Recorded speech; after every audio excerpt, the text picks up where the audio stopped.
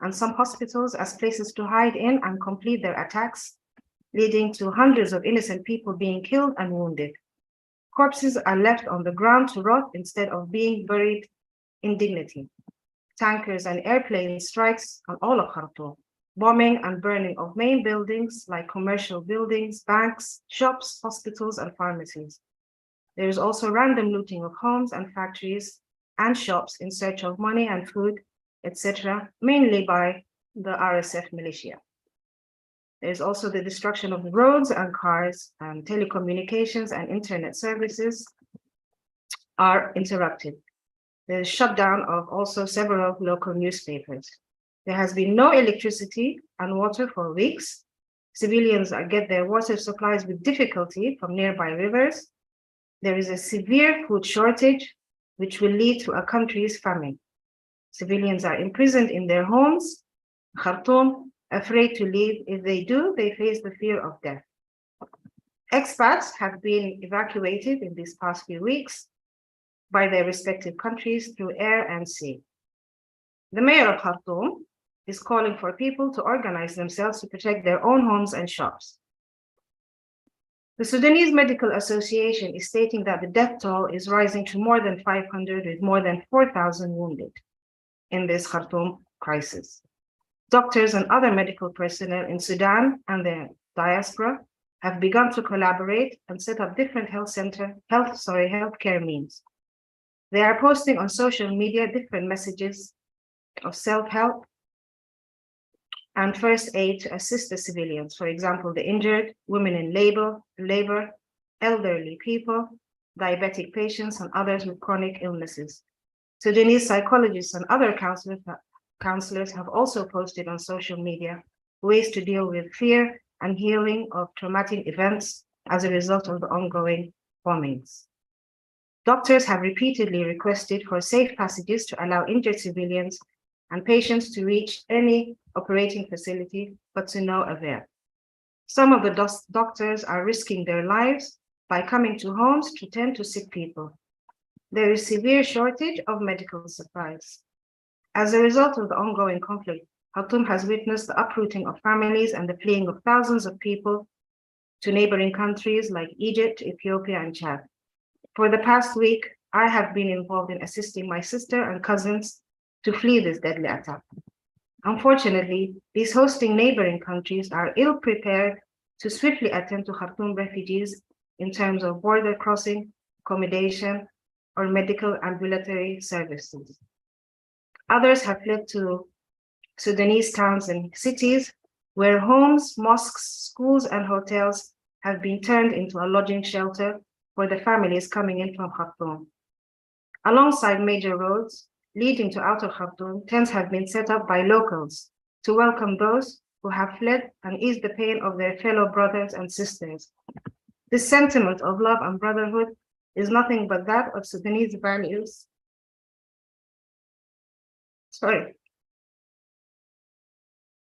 Local assistance cannot be sustained in view of soaring living expenses and daily inflation rates. Thus, we call for the immediate attention and support of international humanitarian agencies to please assist with this influx of the newly created Khartoum refugees. Furthermore, Sudanese youth groups in Khartoum have begun to mobilize to carry out services like quickly transporting the wounded to any sort of health facility if available, as well as reporting and monitoring the looting and destruction of shops and homes and posting it on social media. The need for food and medical supply airdrops is needed now, alongside the call for an immediate ceasefire and the urgent stop of arming the warring factions. The plight of Khartoum after the end of this deadly conflict is unknown. It is enough, it is painful, it is unjust, and it is extremely heartbreaking what is happening in Sudan. In conclusion, I ask, aren't these militias from this same country with the same blood running in their veins? Are they not killing their own mothers, fathers, and brethren? And all this destruction and misery for what? For money, for power? Will they take it to their graves, or do they believe they are internal? On a more positive note, I would like also to share some sentences of moving forward. I believe that nothing can unite Sudan except Sudanism, which means coming together as a unified body for peace, sovereignty, and development. Finally, it is important to understand that we are all to blame for allowing the ill-minded to rule us, for not saying no to any external or internal forces to destroy Sudan's soil, tradition, and sovereignty, or manipulate and corrupt our human values and resources. Thank you very much.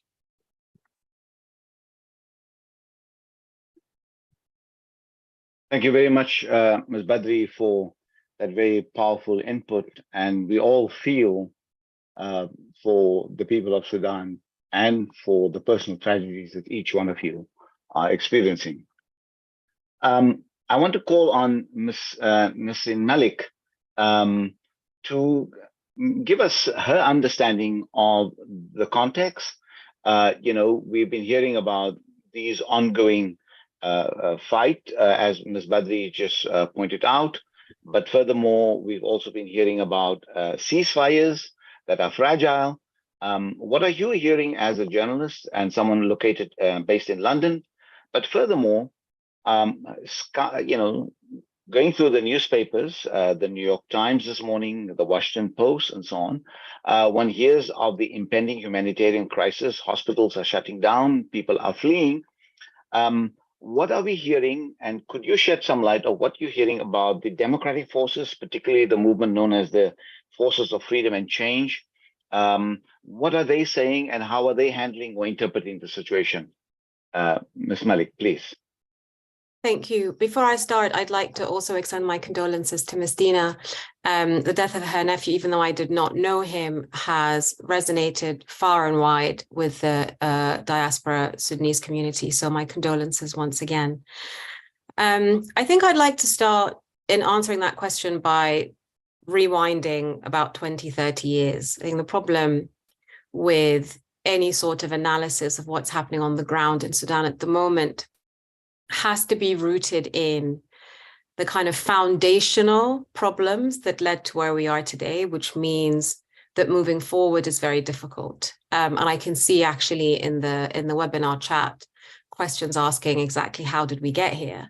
And we got here because of two histories, a short history and a long history. The short history is the one that starts with the Darfur War, where the militia, the RSF, that is the second party to the army in this conflict, was created out of the remnants of the Janjaweed, which were Arab gangs that attacked sedentary African tribes. That was a very localized conflict that the central government then didn't want to engage the army in, because the army had just spent 40, 50 years fighting against the South, and therefore used these Janjaweed Arab, very violent gangs as a proxy for the army and the military. And then they became formalized under the umbrella of the RSF, and the RSF and the army were in fact partners for decades in suppressing regional rebellion in Sudan from Darfur to other areas as well, with the intention of keeping the central government safe and fortified from the results of marginalization and frustration on the part of people who lived outside of Khartoum or who were not part of an ethnic elite that had benefited from Sudan's spoils since independence. Now, this is a short history, if you'd believe it. It's, even though it's, 20, 25 years long, then there is a longer history, which is the centralization of power in Sudan and the fact that power was always held in the hands of a very small elite, both ethnically and class-wise.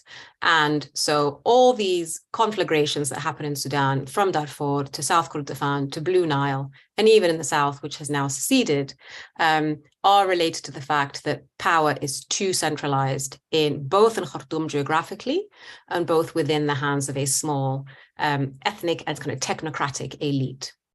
And so this is a sort of coming home to roost, in a sense, of all of Sudan's marginalizations and suppressions, and not sharing resources equally between the center and the peripheries. And the manifestation of that is this Rapid Support Forces army that grew out of the remnants of a proxy force, and the army, which is now fighting on behalf of an elite and a ruling class that have ruled for decades and decades and are now trying to combat the results of their policies since independence, essentially. So that is as brief as I can make the background at the moment. The reason I start with this is because then it becomes very difficult to see how we come out of this impasse, because both these parties, the RSF, the military, and, to your question, the civilian forces under the auspices of the Forces for Freedom of Change, the FFC, are kind of out of road. The RSF is in a fight for its life, because if they lose this, they have nothing. The army is fighting not just for the army, but for the integrity of the Sudanese nation as we know it. And the FFC made some very serious mistakes that actually contributed to the situation where they thought that by becoming a sort of third party to intermediate between the army and the RSF, they could somehow get them to cede power, which was always unrealistic. Now, I was in Sudan as well about 6 weeks ago. And you could tell that it was incredibly tense, because this sense that everybody was running out of plausible solutions that could maintain governance without conflict, it was running out. You know, the civilian forces were enabling the head of the RSF, Hemeti, which meant that the streets were very upset. The kind of protest, the street protest movements were very upset because they saw Hemeti and the RSF as people who had contributed to serious suppression across the country, but also in Khartoum since 2019. They thought that the army was never going to be an institution that would ever cede power voluntarily in Sudan, and that there were also foreign forces that were enabling the army and the RFC, the RSF and the FFC, by trying to just create this sort of synthetic government that just meant that conflict didn't happen. And it was very unrealistic. And that's why it all kicked off at the moment, at the time it did, about 3 weeks ago now. Now, I'll keep it brief because I know I have 5 minutes. But in terms of what's happening on the ground right now, it is absolute chaos. No one knows what's happening. It's very unusual in conflicts of this nature that there isn't a clear idea of anybody's game plan. The civilian forces are scattered and actually never really represented a comprehensive group of civilian forces. They were always a kind of umbrella organization. They're scattered, and actually many have joined the ranks of these refugees that Ms. Dina was talking about. The RSF has, absolutely no strong relationships with parties outside of Sudan that you can depend on. Its allies are in Libya, in Russia, in the UAE. So there's very little leverage on the RSF. And the army is being, as characteristically in Sudan, uncommunicative, not reassuring, and releasing sort of lots of propaganda that people can't quite trust. So there's very little information to go on, primarily because there's just no journalism on the ground in Khartoum, which is the most important area to be in. So what we are obliged to conclude from this situation is that this is a fight to the death for these two armies that are fighting to take control of the capital.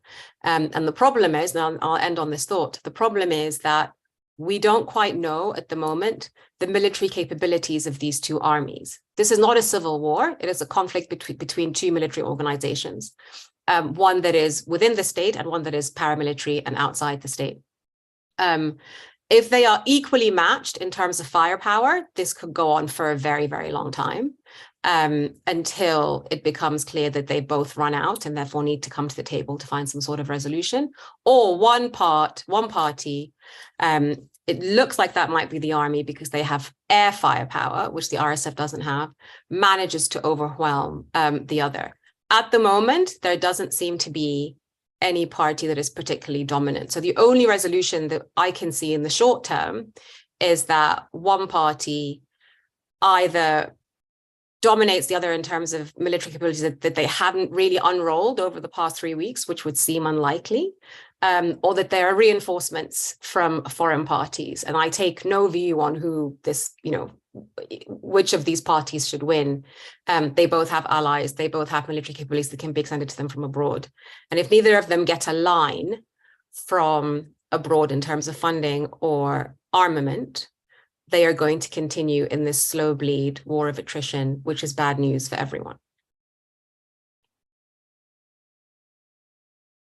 Thank you, Ms. Malik, for that very clear and very concise background on what is happening, but is also at the same time very scary, the scenario that you draw. I want to invite Professor Abdul Wahab Al-Effendi, who clearly understands this issue also from a geopolitical perspective. But from what Ms. Malik just portrayed, Professor Abdul Wahab, the question is that either of these two parties, if one dominates the other, this is going to happen on the bodies and the souls of Sudanese civilians and at the cost to Sudan. That's number one.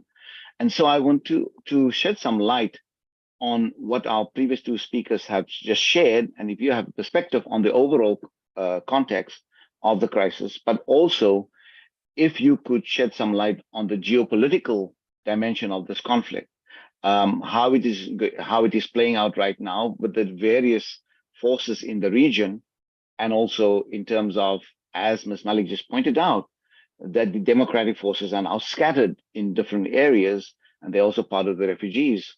But it's quite a dangerous situation that we have right now.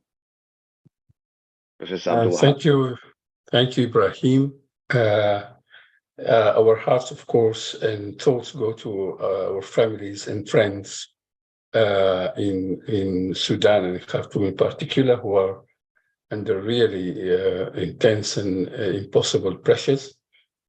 I find myself as a minority with three brilliant and very eloquent women, ladies, and so I don't know if I can say much of good, but what I hope is that what we say here should benefit the people who are in Sudan on the ground in the moment. And I would like to make two short points. The first one is about the origin of this conflict, and I always try to look at the approximate causes. I wrote a book on Darfur in Arabic many years ago, in which I said people speak about environmental causes and about tribal competition, about scarce resources, about government, but in the end, the conflict in Darfur erupted in 2003 because of choices made by actors in the government of Sudan, the SPLM at that time, and some politicians and intellectuals and actors in Darfur and elsewhere. I think the same can be said about what's happening in Sudan today. I think it mainly goes to the mismanagement of the supposedly democratic transition. I've made myself very unpopular at the beginning of the transition period with some of my friends in the government, including Hamdok and the Finance Minister, Dr. Ibrahim al-Badawi, by pointing out that the way the transition has been structured is going to lead to trouble, because the transition has been based not in, as happened, for example, in 1985, around a consensus on a largely neutral government with inclusiveness of all the main actors, and with a focus on moving towards democracy in the easiest and the shortest way, as also happened in October 1964 as well. The transition was based on some ideas of excluding big chunks of the population, on ideological parties like the Ba'ath Party and the Communist Party, which were not that much of Democrats. And I said several times, because I write columns in the newspapers, that if you want to engage in inclusion, you need to rely on military support to do this. You cannot send the professional association to arrest your enemies, and you cannot imprison them at the lawyer's headquarters. So you are going to rely either on the military or on the militias. And at that time, actually, the FFC forces, the FCC forces, they have made a dual alliance with the military and the militia. In this more recent deal, they decided actually to have the deal with the militia rather than the army, hoping that during the transition period, they would be able to dismantle the army, and hoping that then the FFCC, the RSF would be very happy to hand them power then at that time. That was, I think, a lot of wishful thinking.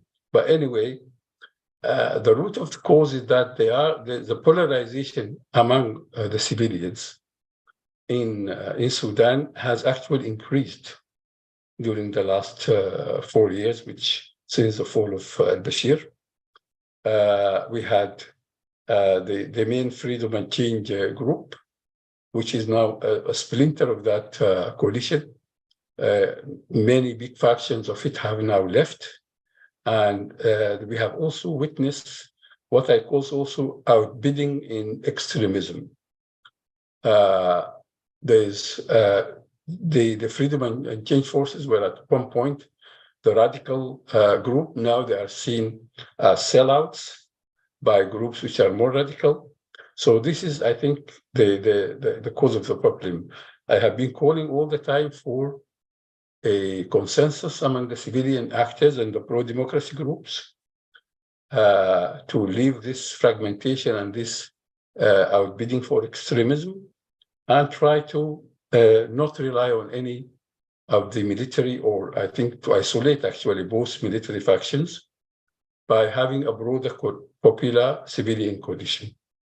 This, the direction, the people have been moving in the opposite direction. The other important point, I think, which I would like to say is that what we have witnessed in the last 2 weeks was a very interesting disappearance of the state. And usually when this happens, you realize what important the state is. Because of the fighting in Khartoum, and that the military is focused on fighting rather than on keeping law and order, most people have been unable to leave their homes, and this includes not only doctors and other important workers, but also the police. So we have now a state of lawlessness, which is unprecedented. People are looting everything, and the state just is not there. And the people are left to fend for themselves. So I think this is really an interesting, for us political scientists, study of what the state does and what happens when it's not there. But of course, not only I think the people are bleeding and dying on the streets, or some of them almost dying of starvation. The state itself is actually now on its deathbed. If this conflict goes on for more time, it will be very difficult for us now to bring the state back in. We have seen what happened in Somalia and other places like Libya, where once the state collapses, it's very difficult to get it back in track. So I hope that the international community does not go to its usual traditional,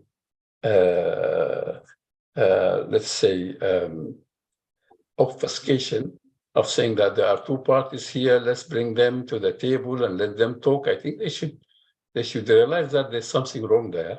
And the international community, if they want to go in, they should go in to restore the state at the first thing, and bring peace to Khartoum, at least by negotiation or otherwise. And we shouldn't, we cannot advocate going to the status quo ante, where there's a militia which is occupying every part of Khartoum, including inside the military centers. And the way also there's a fragmented peace or civilian scene.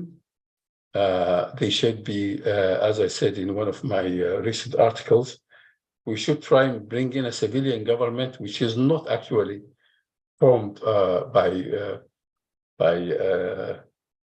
let's say what you call muhasasa, or people trying to get each group getting its share.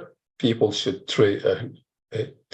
get a civilian government of upright people who are respected widely and also are efficient. I think what problem we had with the Freedom and Change people during the last 4 years is that they were grossly incompetent, whatever their good intention or bad intentions, and a lot of them have many bad intentions, but they were incompetent even at doing evil things.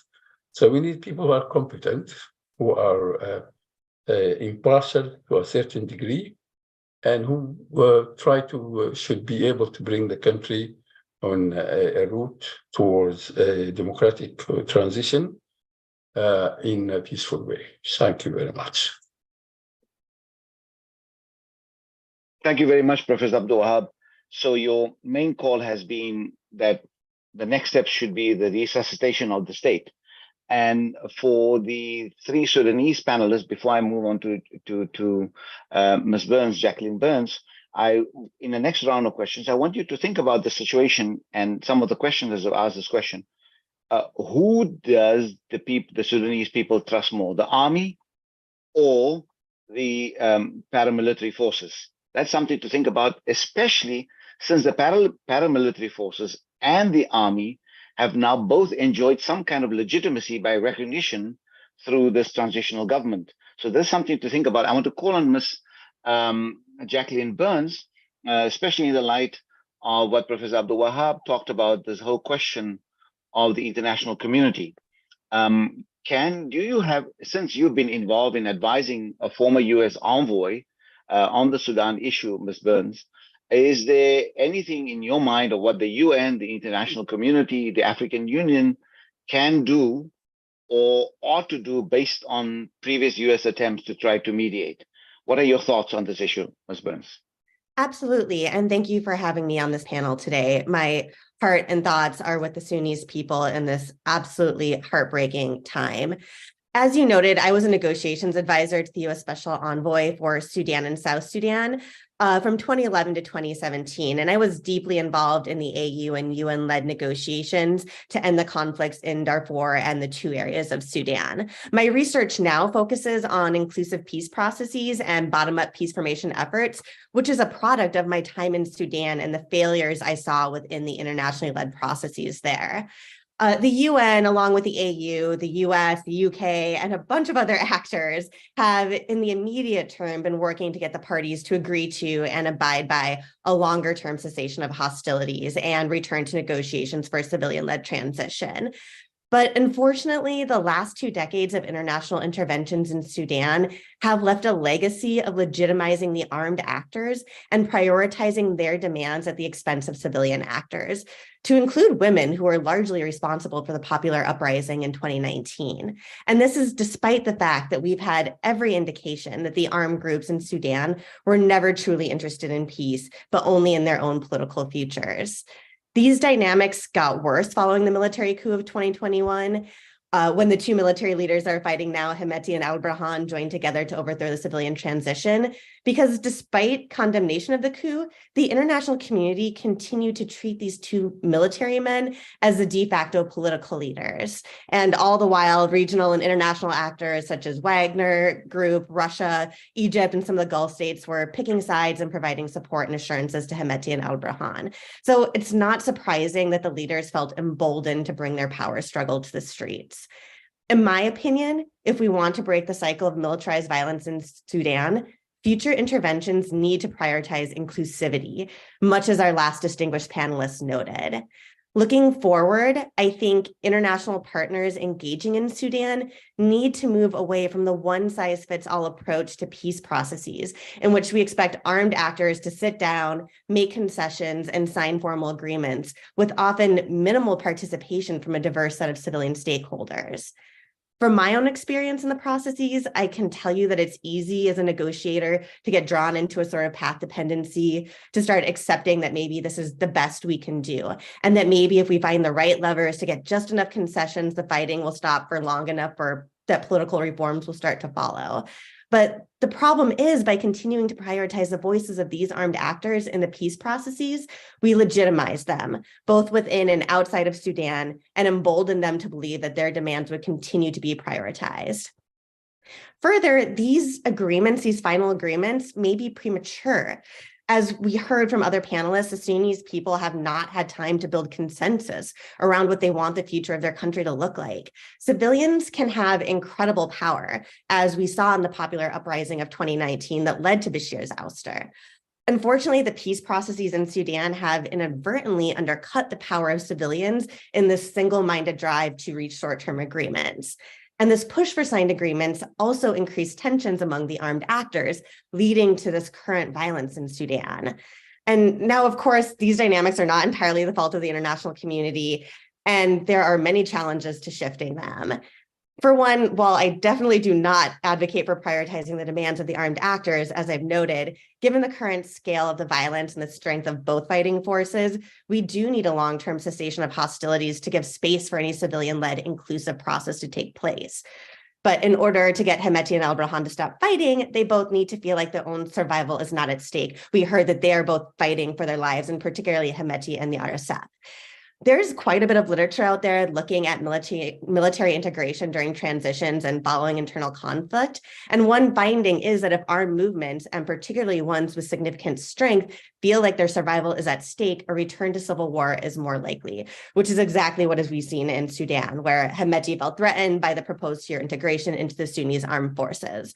But realistically, getting al-Burhan to agree to more extended or open-ended integration of the RSF will be difficult. And it may also be difficult for some to accept given the horrendous track record of Hemeti and the RSF. But I do think there are examples where taking the pressure off of getting to final agreements and signed agreements and final arrangements allows the space and the breathing room for more organic civilian-led processes. And such processes in turn can build consensus among civilian actors and help hold armed actors accountable. Numerous times since 2019 have we seen civilian-led movements in Sudan put pressure on armed actors to change their behavior. But the international community also needs to prioritize these movements and give the Sudanese people support and time to build this internal consensus and momentum towards more representative governance, rather than focusing on these elite-centered arrangements. So I'll just close by saying that this is not easy. This is incredibly complex. But if the international community does not find ways to support more inclusive processes and prioritize the actors fighting for peace, not power, I think we can only expect to see more of the same. Thank you. Thank you, Jack, Ms. Burns, for your input there. So what I'm hearing is that we're either heading for a stalemate and a Somalia kind of situation, or a Libya kind of situation, which is horrendous and dangerous to everybody involved. I'm also hearing that the international community, if there's going to be any kind of intervention, must give priority, as you pointed out, to the democratically centered actors. Now, there has been a complaint that they are not too competent. It's clearly now that there are armed forces And this is not the first time in the world that we've seen that paramilitary forces have to be integrated, required to be integrated into existing armies. These are very, very difficult tasks, oftentimes not entirely successful. But it seems that's about the only thing that will bring down a cessation of hostilities that is now taking place at the cost of Sudanese lives. That's the one thing. And the second thing is to bring some responsible people into governance. Do any of our speakers have any further thoughts on the conversation that we had just now as a second round of comments that you might have? Can I call upon Dina Badri or Ms. Nasrin Malik? Yeah, I'd like to say something Yes. very briefly.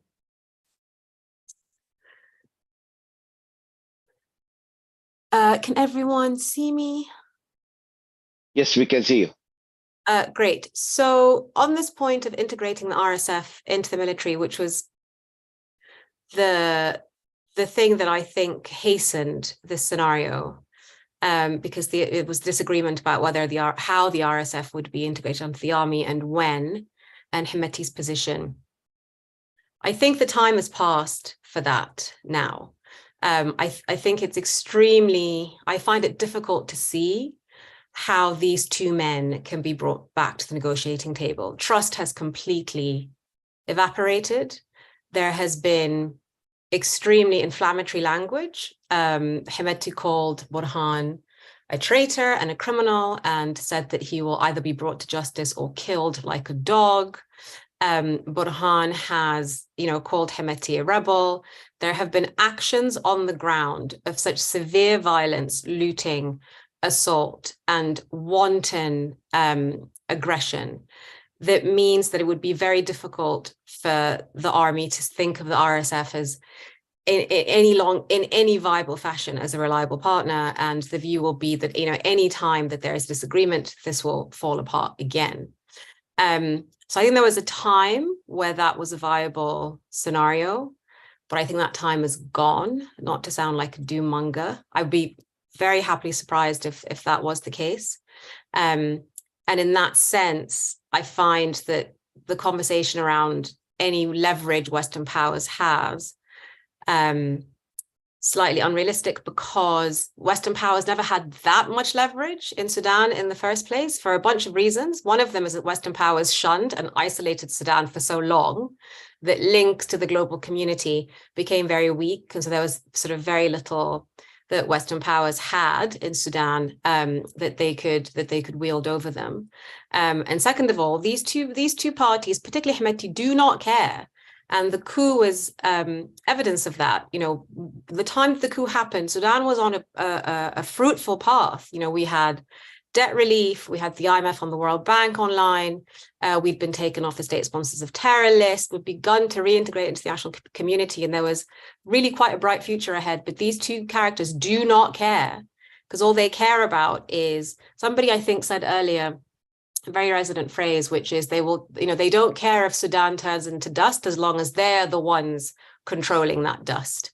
And this is about power, and this is about the very limited resources within Sudan that, if they are controlled and monopolized by one party, can be quite lucrative. If Hemeti runs simply gold exports in Sudan, he will be a billionaire for life and be able to run Sudan based on those resources. So one of the difficulties, I'll end on this thought, one of the difficulties of the situation in Sudan is the lack of leverage and the lack of motivation these two partners have to listen to anyone, because there is no scenario that they fear more than being ejected out of power. Thank you. Thank you very much. I want to remind our audience that you can post questions, and we look forward to your questions. So I want to also ask this question about these geopolitical situations, not only the Western powers, but also Saudi Arabia and the UAE that has some leverage over the actors inside Sudan. And also there's a very large Sudanese community in exile. Are there any thoughts or initiatives at those two levels, and whether good or bad, what they can do, and in facilitating this, if there's so much mistrust, as I'm also hearing, that the international community do things in terms of their agenda? Professor Abdul Wahab or Dina Badri or Jackie, any one of you have Yeah, any ideas? I'd like, yeah, hello, yes, I'd like to, can everybody hear me? Okay, good. Yeah, I wanted to actually, in response to that question, but really, I was reading the messages here, and it says that, first of all, I wanted to respond to one of the people who posted a message on the web chat, and it said the question was, who do the Sudanese people trust?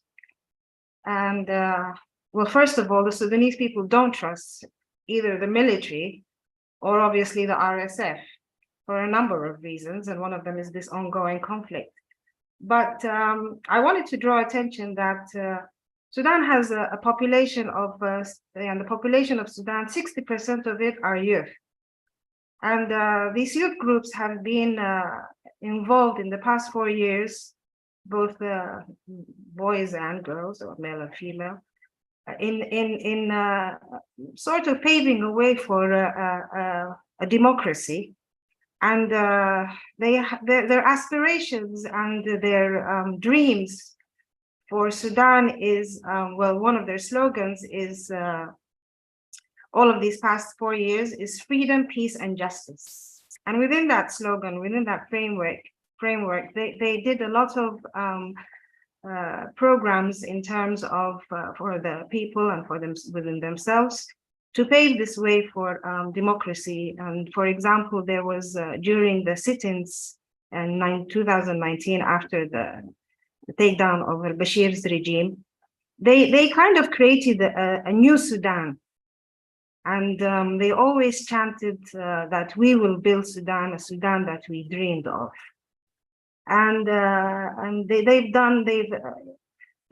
sang songs, and they did poems, and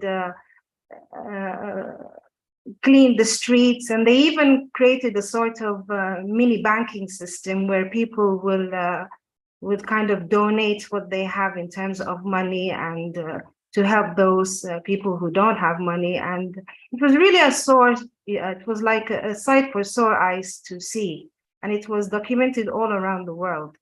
And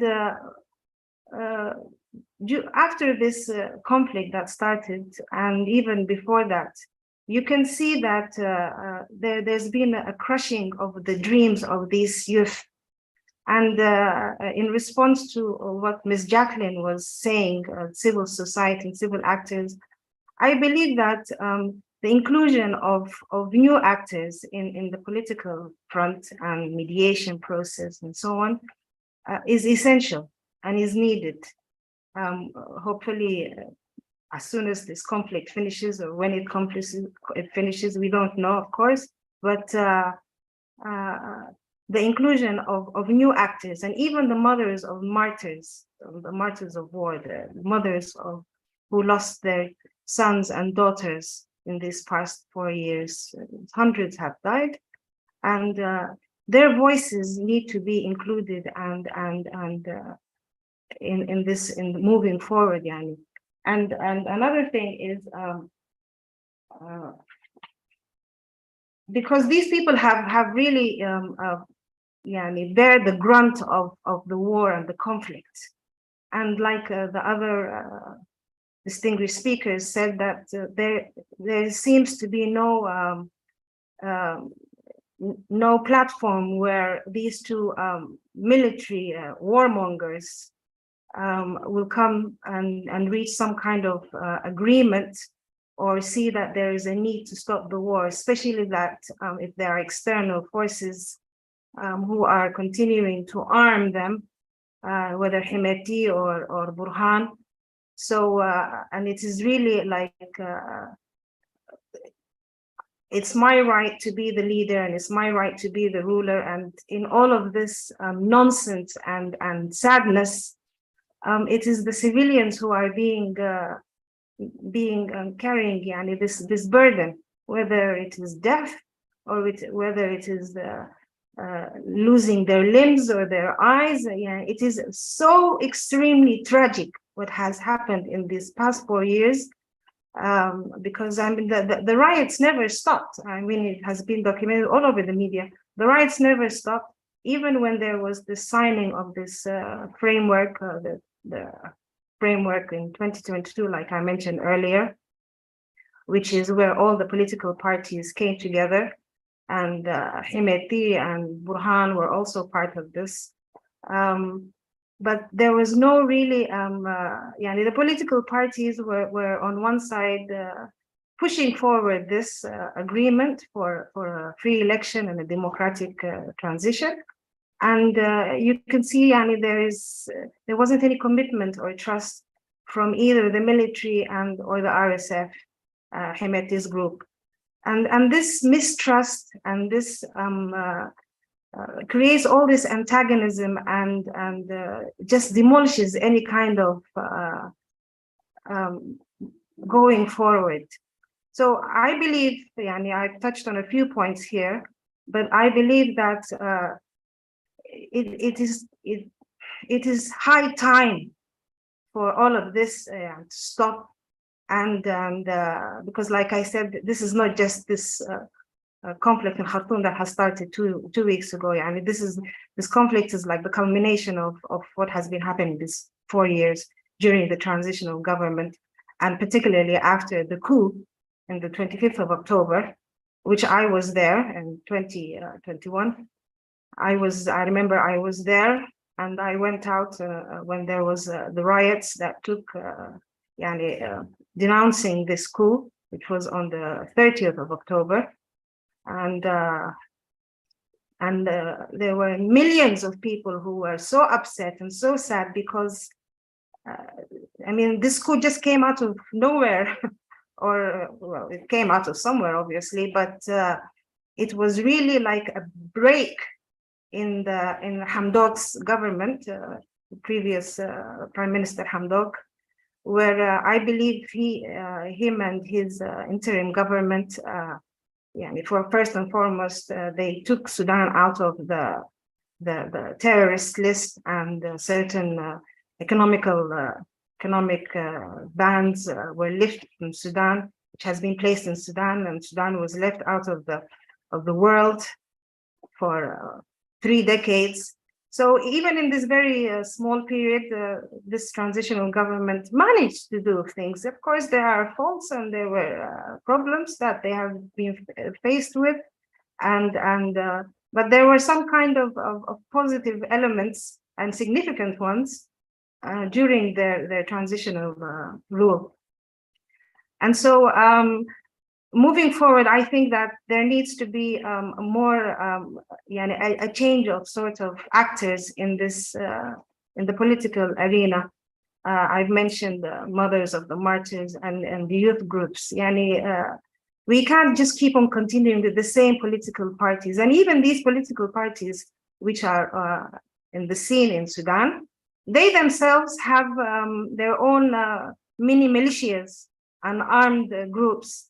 Like, for example, what's his name? The previous Minister of Finance, Jibril.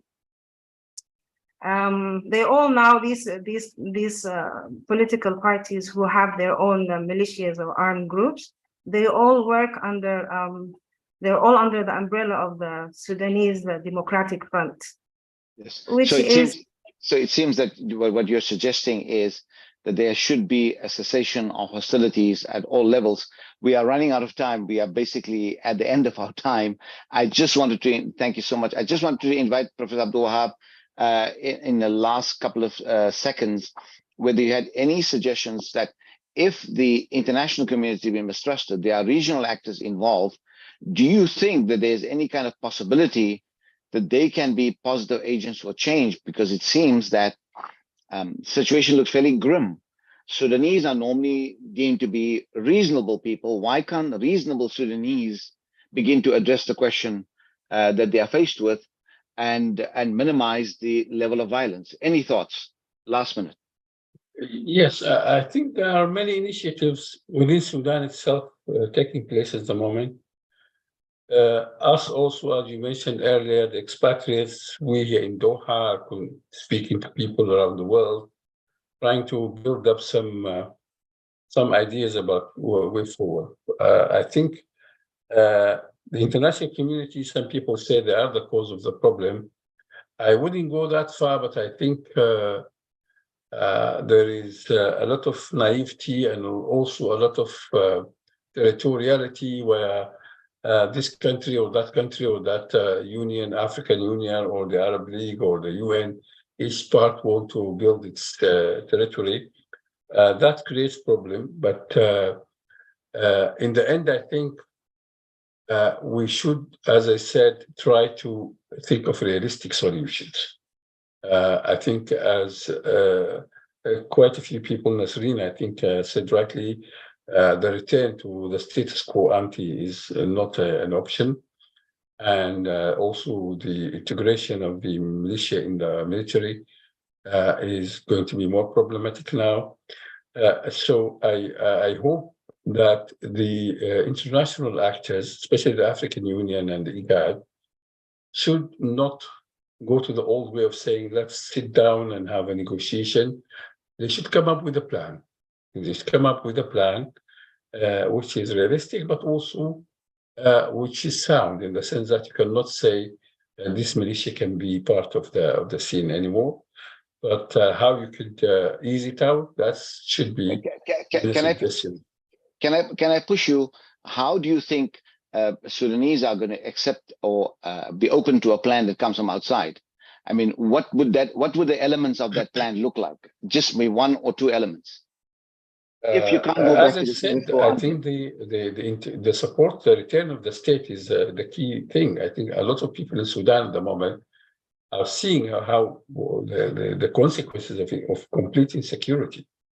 They would welcome any idea which will bring them security. So are you imagining an external force coming in and establishing security? Not an external force, but at least a proposal which would bring the state. I think, for example, the minimum could be done is for the militia to be removed from Khartoum.